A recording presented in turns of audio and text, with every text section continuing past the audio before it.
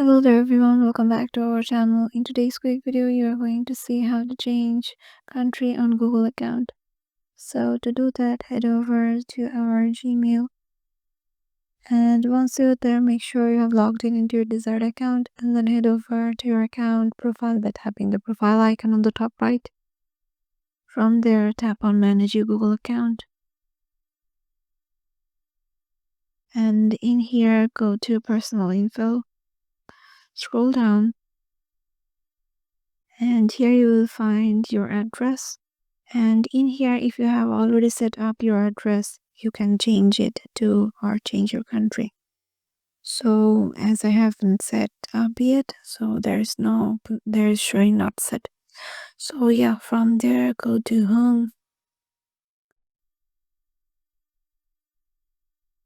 and change your address and country. From here you can also choose a map. So yeah, once you are done with it, tap on save. So in this way you can just change your country on your Google account. Hope this video will help you out, and I will see you in the next one.